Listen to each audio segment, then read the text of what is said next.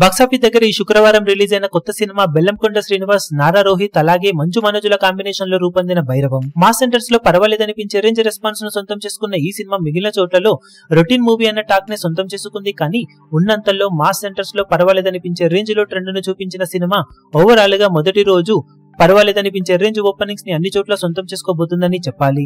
Matinee షోల ముందు వరకు slow start ని దక్కించుకున్న తర్వాత షోలకు మాస్ సెంటర్స్ లో మంచి జోరును చూపెడుతూ ఉన్న ఈ సినిమా ఓవరాల్ గా ప్రెజెంట్ ట్రెండ్ ను బట్టి చూస్తూ ఉంటే తెలుగు రాష్ట్రాలలో 1.8 కోట్ల నుండి 2 కోట్ల రేంజ్ లో కలెక్షన్ అందుకునే అవకాశం కనిపిస్తూ ఉంది. ఫైనల్ ఆఫ్లైన్ టికెట్ సేల్స్ కనుక అంచనాలను మించితే 2 కోట్లు ఆ పైన వసూలను సినిమా అందుకోవచ్చు.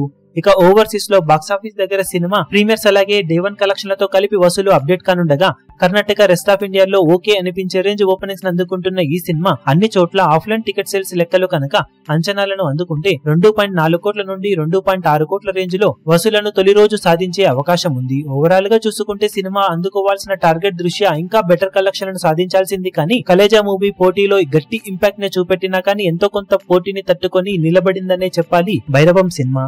ఇక ఫస్ట్ డే కి గాను సినిమా సాధించి అఫీషియల్ కలెక్షన్ వివరాలు ఈ అంచనాలను ఎంతవరకు మించిపోగలుగుతాయో చూడాలి. ఈ వీడియో మీకు నచ్చినట్లయితే లైక్ చేయండి, షేర్ చేయండి, ఛానల్ ను సబ్స్క్రైబ్ చేయడం మాత్రం మరవకండి. ఏ చిన్న అప్డేట్ ను మిస్ అవ్వకూడదు అనుకుంటే బెల్ ఐకాన్ ను ప్రెస్ చేయండి.